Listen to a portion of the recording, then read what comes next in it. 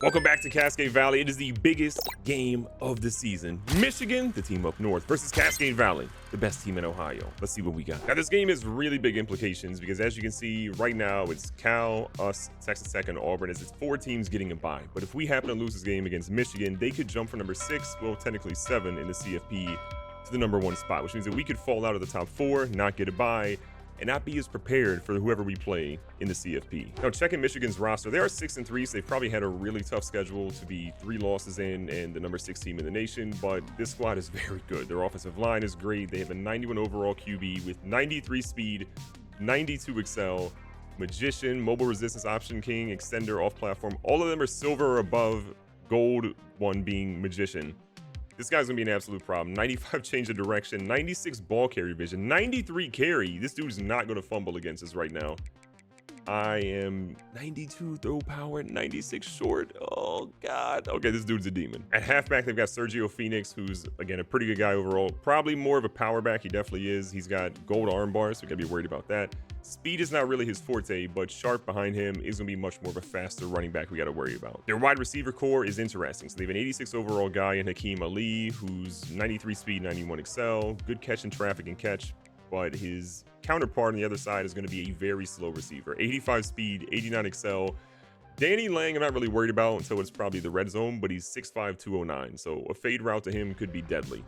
After him, though, some speed kind of across the board, but a little bit more raw. Not as much upperclassmen here, so I feel mostly okay with how our guys match up. And then looking at their corner room, they've got their top guy with 88 speed, 89 excel, which is fantastic news. We're going to send Carmazzi on a streak route every single time we see Shamir Naylor guarding him. But their other guys are fast. 96 speed, 92, 90, 96. If we look at the kind of their man and zone coverage, they are very good in man coverage across the board. Their zone coverage, pretty good with the exception of Perfect, who kind of struggles a little bit, but he's got platinum house call, so that's scary. Carmazzi, look at this man, 25 catches, 13 touchdowns, 857 yards. He's breaking records this year. James Hester has his work cut out for him, man. This dude has been good, but we need him to be great. He throws up a little bit of a lame duck. Carmazzi nearly has a great effort. Hester was a little bit shaken up on that play, but we're gonna just keep an eye on him for right now. I think he's gonna be fine. Well, 2nd and 10, Hester again makes an adjustment. They're keying on Carmazzi right now, but Hester, you gotta remember, this dude's got a little bit of boot school boogie to him. He can get some yards on the ground. Back out here trying to get the ground game going. Fowler is getting the start today. Monty Dog a little banged up. That doesn't mean that we won't see Monty Dog in the game at some point. He obviously still a super important part of this team. But Fowler is a dude that can absolutely kill it on the ground, and if he's running well like this, we're okay. Speaking of Monty Dog, we're getting him in a little bit of a chance at the slot wide receiver position. See what he can do, and he looks pretty good out of the jet touch pass. First down again, plenty of time. Hester. James Hester, chill. Hey, listen, we've seen some great moves from James Hester, but we ain't seen anything like that just yet from this man. Holy, what a play. He throws one out here to the end zone, and it's out of bounds for Quisenberry. 2nd down, 10 yards to go. He's got a chance again, and it's just out of the reach of Carmazzi. As good as James Hester has been, these overthrows, they're just cooking him right now. He has such a chance to be something special, but he's got to get a hold of his accuracy at some point soon. Here we go, Hester, ready. Sees a chance, and he gets baited by the Michigan defender. A fantastic jump by him, and we're going to not get any points in the first drive. So Michigan and Whitaker come out here for the first opportunity on offense, and I am so afraid of what they're going to do, especially with how fast their quarterback is. Well, 2nd and 9, Whitaker making a lot of adjustments there at the line. Throws one, and luckily they drop it. All right, guys, ready to lock in here. I'm so thankful we're playing this game at home. Whitaker all the time in the world, and they're going to hold on to it. What a grab. We talked about it a little bit before in the pregame. I wasn't really worried about Lang, and then the guy that makes that catch is 6'5", 209, Danny Lang. So maybe we should have been worried about him. I'm also worried about this quarterback speed. He's going to pick up about 7 yards. Our guys trying to lock in. We got to watch the running back out of the backfield. Their quarterback running for his life immediately, and Kendrick and company bring him down. 3rd and 13 here. We're trying to make sure this quarterback does not feel comfortable in this environment. And Lewis is going to bait him. What a read. Sean Lewis with a little bit of daylight in front of him. Can he get some blocks? He gets a couple, but not enough. What a play by the defense. New field position, ready to get things going. We're going to try to capitalize, see if we can put some points on the board here. Even a field goal would be better than what happened last drive. Hester's got Fowler in the background and pistol. He's going to try to do something there, but he loses a yard. It doesn't really get any easier to kick it from this distance right now, especially direct in front of the goalpost. We get the ball to Monty Dog, and Monty Dog is going to get into the end zone. You love to see it. Run after the catch. Not a lot of people better in the nation. Now, both teams kind of go 3 and out for a little bit, but we've got it right back. Trying to make sure that we don't go 3 and out on this drive. And Hester thought he might break it for a second, but goes down. For that last play, we're looking for some positivity. Hester throws one as he gets hit, and that's going to pick up a chunk of yards and make it 3rd and short. Hester makes a small adjustment here, 3rd and 5. Throws one, and it's just out of reach for Kiernan. Our punter apparently only kicked the ball to this side of the 50. Couldn't even get it past the 50. So here's Michigan, ready to get things going. And they throw a screen that we eventually going to sniff out and make it 3rd and 5. Big 3rd and 5. We're going to try to play a little shallow here. Lang obviously matched up against Cheek. We're worried about him going over the top. The quarterback goes down. Damian Butts with another sack. There has been nobody more invested in getting into the quarterback this year than Damian Butts. This man has been unbelievable. Great last name, great results. This kick is up by Michigan, and they drill us. They've got double their score from earlier, but we've got to get points back on the board again. We actually thought Michigan scored earlier, but they didn't, so they only have 3 points instead of 6. But it is what it is. And Carmazzi says, hold on a sec. We're about to get more. 3:30 on the clock. Hester again, the lefty. Needs something for his guys, and he can't quite float that one over the top. 2nd and 10. Look, the underneath stuff has been cooking, and Quisenberry gets 9. 3rd and 1, about a minute away from the 2-minute warning. And Monty Dog, ooh, what a nasty move. We see you, Monty. He's feeling pretty healthy right now. Under 2:30 now. Hester, all the time in the world, is going to find Bobby Whiteheart. Bobby Whiteheart down the field. I believe his first grab of the game. 2-minute warning is coming up. We want to kind of make sure we score, but we don't want to give them a ton of time. So we want to kind of slow play it a little bit and see what Fowler can do. Honestly, a tough yard that he got. 2nd and 9, 2-minute warning. Underneath, Quisenberry's going to squeeze his way down to 3rd and 4. 3rd and short. Hester sees daylight, and James Hester in the end zone. Should have been untouched. They won't protect our quarterback, okay? Stop letting them hit him. Michigan a little bit desperate right now, down 14-3. They really need to get points before the half. They go with a little check down Charlie play, and they get a 1st down here. Whitaker's got a really good command of this offense, but they haven't got in the end zone just quite yet. But you have to imagine with this dude as talented as he is, it's only a matter of time. Good tackle, though. Our defense has been locked in for the most part this game, getting to the quarterback, flying around, stopping defenders, but not on this play. Excuse me, Silvestro with a great stop. Sean Lewis can get in this crowd, unbelievably hyped. Not a lot of Michigan fans in the stadium today, okay? It feels kind of like they didn't travel too well down south. And we're going to call a timeout here because we got a chance to get the ball and get more points. This ball's kicked out here to Monty Dog after their 4th down. Monty Dog got some yards, and look, we got a chance to get points on the board now. 41 seconds in a dream. Hester, the rapport with Carmazzi is through the roof. What a grab. Didn't use the timeout on that play. Probably should have, but we want to see if we can get something here. We like what we're seeing, and look at Quisenberry streaking down the side. Juke's back inside. We're going to use our 2nd timeout here. 1 left, and we're in scoring territory. 14 seconds. We got our 1st down.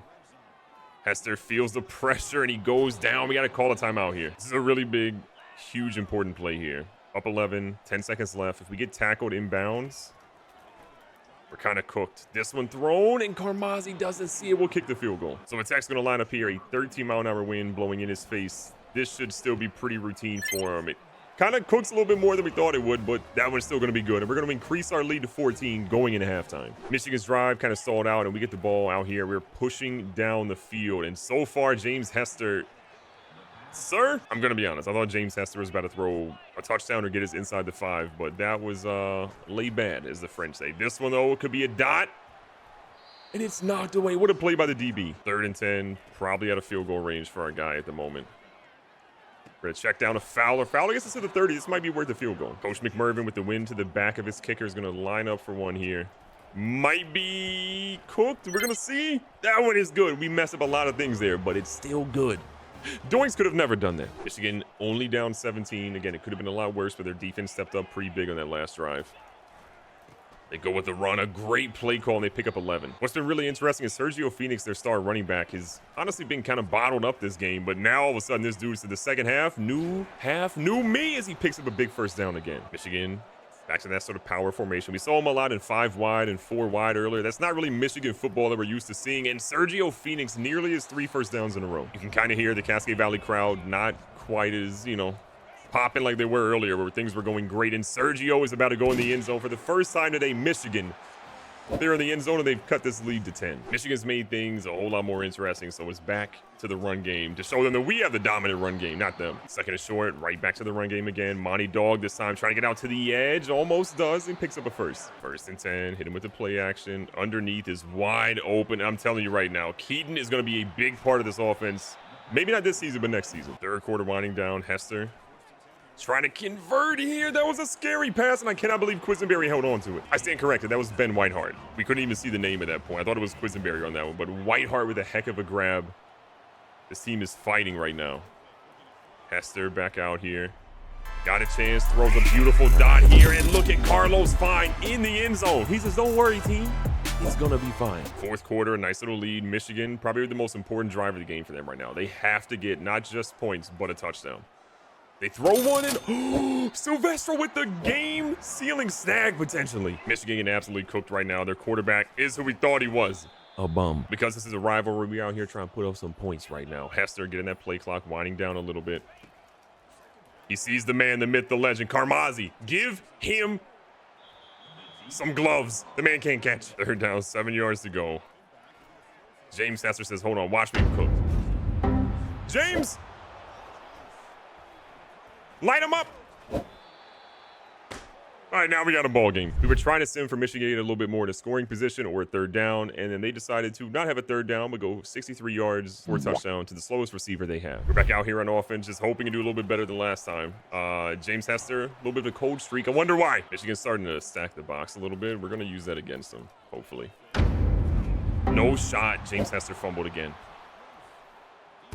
Oh.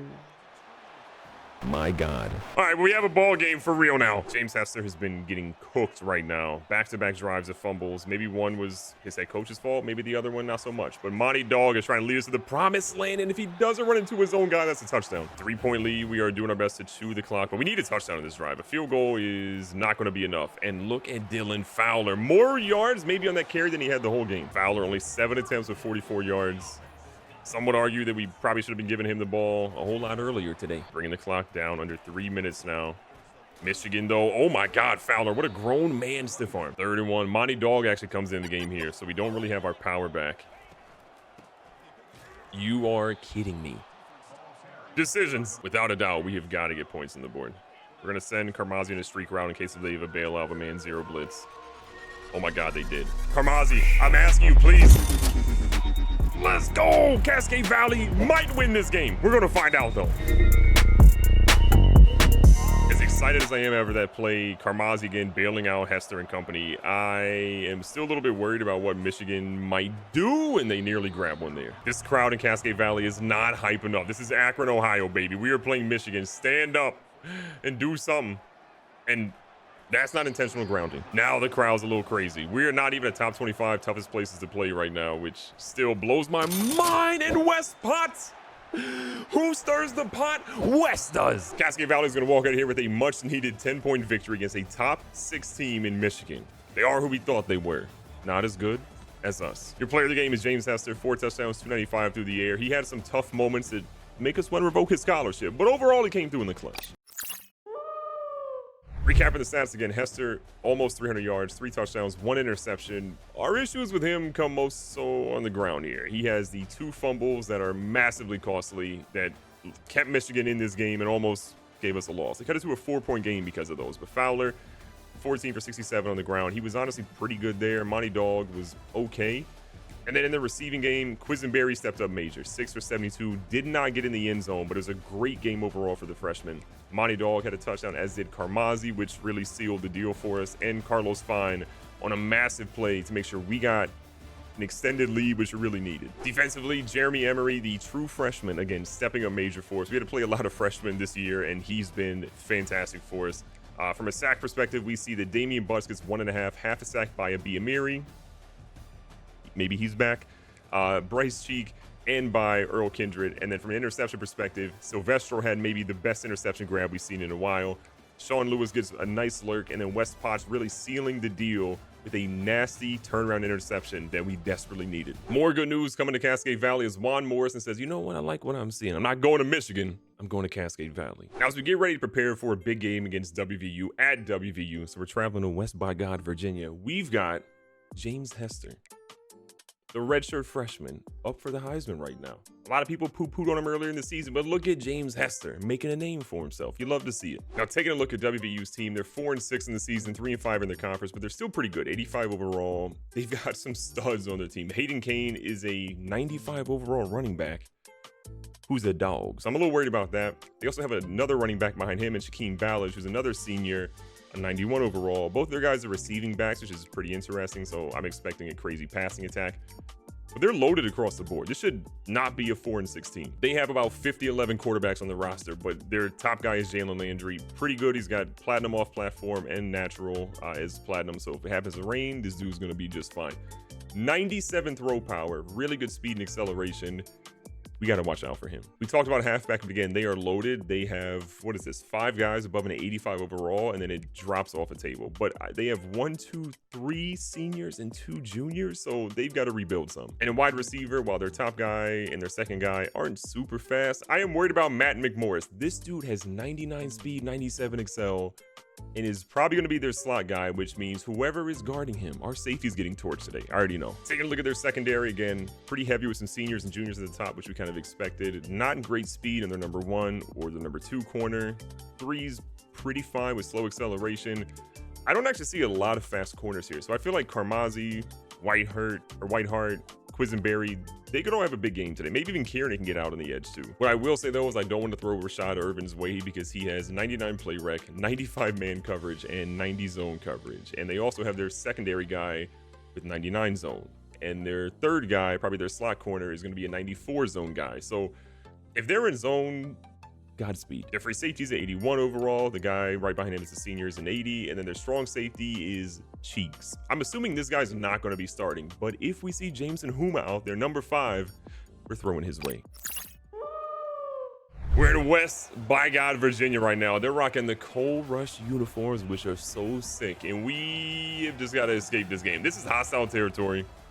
They got the uniforms on. The crowd is hyped. It's a little bit of a rainy game. This is a recipe for disaster. Cascade Valley, you got to lock in. Kicking off the drive. We get the ball first. You'd love to see that. But, man, a rainy game has me a little bit nervous all the time. Can we show some support to Dylan Fowler, though? Because this man was just on the heels. We actually benched him, moved him a second string, and we quickly went back to him because we were like, yeah, he's that guy.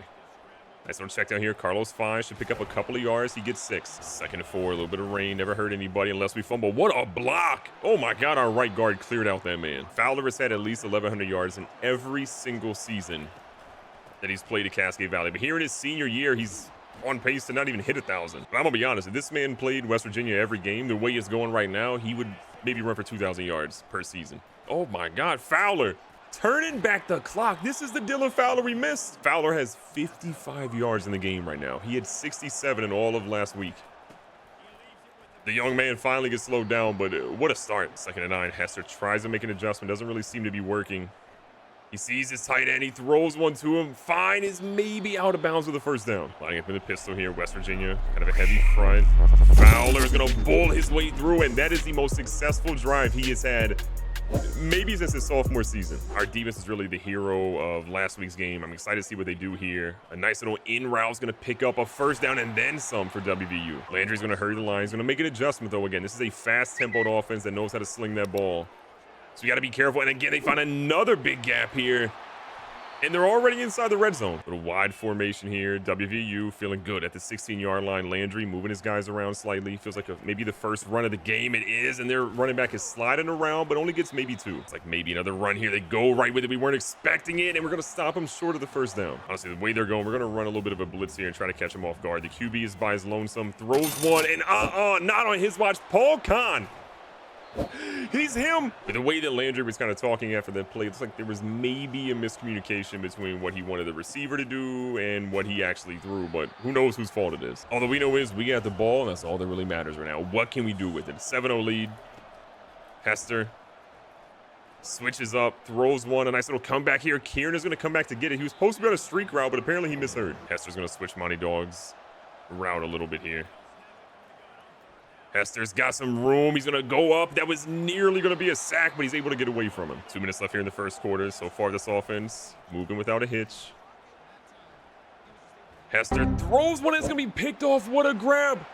We're going to try to get a stop here. The offensive linemen lay out the DB, but WVU's right back in scoring territory. West Virginia with a new lease on life right now. They were in a dire situation. Could have been down 2 scores, but Hester feels some pressure, throws one down the field, and we felt the unfortunate part of it is Sean Lewis drops a pick. Those kind of plays by Sean Lewis can't fly. You have got to be able to get that interception. That is going to be the difference between West Virginia getting points or you getting points. Defense knows they got to step up here. Big 3rd down. West Virginia, a lot of time their QB's trying to run. Can we get a stop? We force a fumble.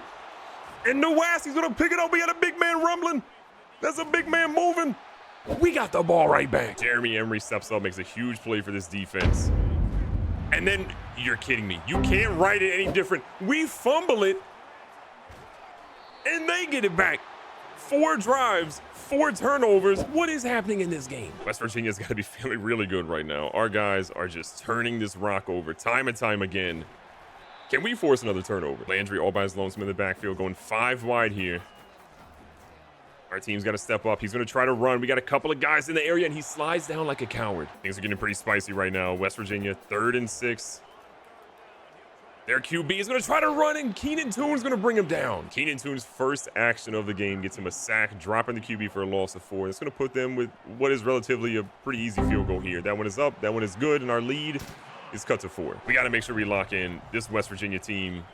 They are prepared. They are turning the ball over. They are trying to strip it every single time they can. Fowler almost up to 80 yards so far in the first quarter. This is just a far cry from what we've been seeing from him over the last couple of weeks, but we will take it every time. Press coverage. We got Karmazi and Kiernan on double moves. If we don't get blitz, this could be generational.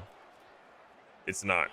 Okay, well, we thought this is going to be a big one here. What can we get out of this play? Hester's has got to throw it away. We don't want to risk fumbling again for the 40th time. We're kicking the ball. Now, our defense ended up getting an interception. West Virginia, again, struggling a bit here. This rain has probably got everybody in a blender, if we're being perfectly honest.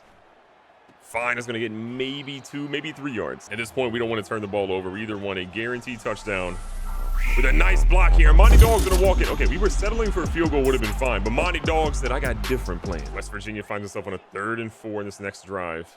We're setting a little bit of a blitz, trying to get some pressure on their QB, and that was not a good idea because the main 0 blitz leaves McMorris, the fastest receiver in the nation.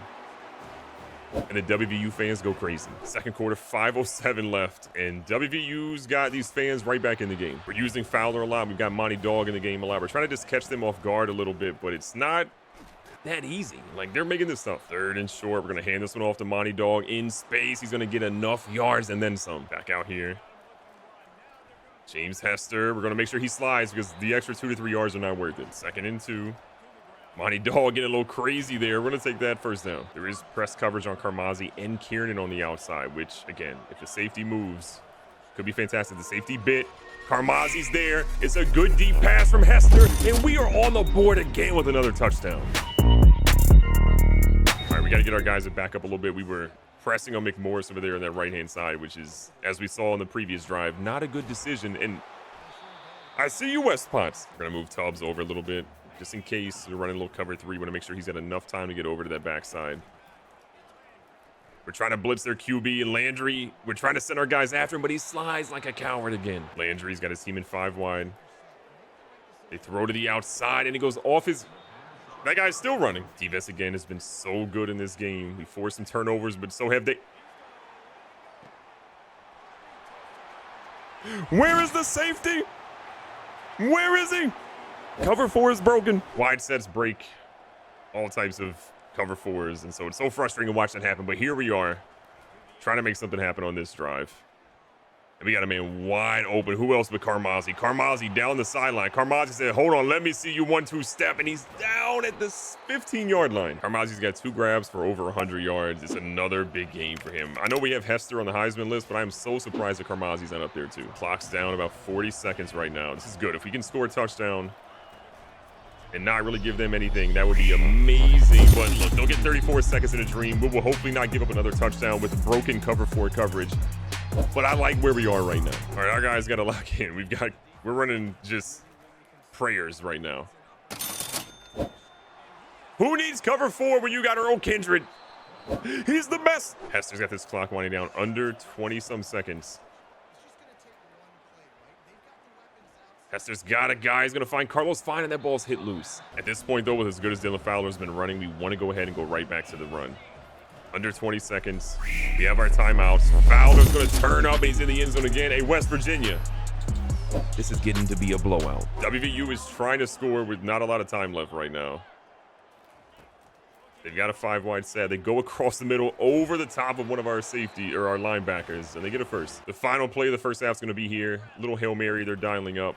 We're going to try to get some extra press coverage there, and what a hit. So because Sean Lewis got in the backfield that quick, they are going to line up again for a Hail Mary opportunity. Sean Lewis trying to get in the backfield, not as successful this time. Butts is nearly there. They have a Hail Mary. I swear to God, if they catch this. That was too close. We're going to halftime with a massive 18-point lead, but we've got to play so much better if we want to walk out of here with a W. Here in the second half, we already have really good field position with about a couple minutes gone in the third quarter, and we're giving it to the man, the myth, the legend, Dylan Fowler, who is over 100 yards and then some. 2nd and 5, Hester all the time. Doesn't like what he's seeing. He's going to start to scramble a little bit, looking for a block. He's got it. He's going to lower his shoulder, and he's down at the 1. James Hester's the guy we've been so mad at for fumbling. The 2 fumbles he had just made us so angry, but that was a good lower his shoulder. 2nd and goal. It's going to be close. Oh, my God. The defender should have seen that one, but Carmazzi, a rare short passing touchdown. He'll take that. At the end, West Virginia is who we thought they were, a team that should not have been even close to us right now. The second quarter saved us because the rest of the game was single-digit scores for us, and West Virginia got a little too close for comfort. And how long have we been since we've seen a Dylan Fowler player of the game? $154, 20 attempts, and 2 rushing touchdowns. Is he back? I sure hope so. Recapping the stats for West Virginia, their quarterback got late cooked, as the French say. 5 interceptions, did get 3 passing touchdowns, but he had a rough day at the office.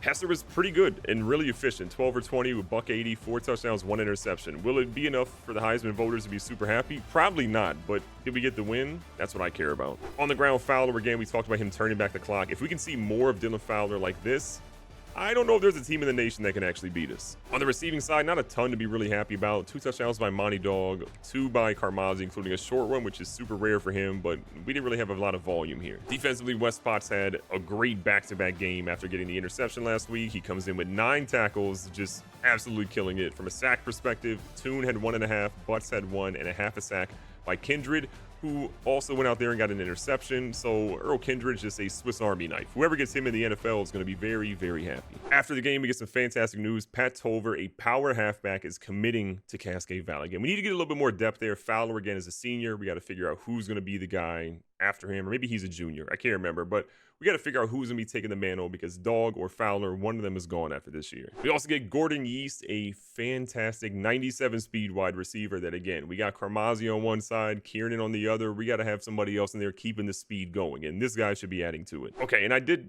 definitely misspeak here. Dylan Fowler is going to be a junior. He'll be a senior next season. Monty Dog is a senior. He'll be gone next season. Reyna might not even be in the team next year. We'll figure out what ultimately happens with him, but he's so good. He just hasn't really progressed very much for us. We got a couple of guys behind that are going to compete as well. So we're good at running back, I think, going forward. So after that big win, we ended up getting upgraded to level 26 for Coach McMervin. And I had a big decision. Do I go with Scheme Guru, unlock that, or do I unlock Architect? I went to my Twitch chat, asked them, what should I do? And they voted on Scheme Guru. 75% of people voted for that one. So we're going to go with Scheme Guru as the unlock. And that means that we're now going to have, we only have 5 points left, so we can't do it right now. But we're going to have access to all of this stuff here at the bottom, which is going to be fantastic, including maybe D-line takes a fatigue hit for 4+ yard rushes. I might honestly spend a lot of time on this tier, because if our running game can finally get back to what it should have been, this could help us out a ton. And then with the 5 points we have left over, we're going to go ahead and increase our running back rating boost, which gives us a pass block and run block boost. It's not going to be anything major, but we definitely need a little bit of help here. And after the big WVU game, it's pretty interesting that James Hester, solid, didn't have a terrible game, threw for $180, 4 touchdowns. It was a really good game for him, being efficient. Carmazzi, though, 3 for 108 and 2 touchdowns. All of a sudden, he climbs up the board. James Hester falls off, and as long as we got one guy up there for the Heisman, that's great. But I don't want to just be up there for it. I want one of these guys to win the Heisman. Our final game of the regular season will be next up against Indiana. But as the CFP currently sits, we're in a good spot. #1 in the nation. We have a bye kind of listed up right now. I like where we are. But there are some crazy matchups we could potentially be having here with meeting Oregon in the second round, We could then have to maybe play Nebraska again, which has been a big rival of ours. There's a lot of really cool storylines shaping up. But with the big game next week against Indiana, we don't want to overlook them. We want to lock in. We want to get the W, go to the conference championship and win that. And maybe, just maybe, this will be the year we win a national title. I sure hope so. Be safe, be smart, tell somebody you love them. Catch you guys in the next one.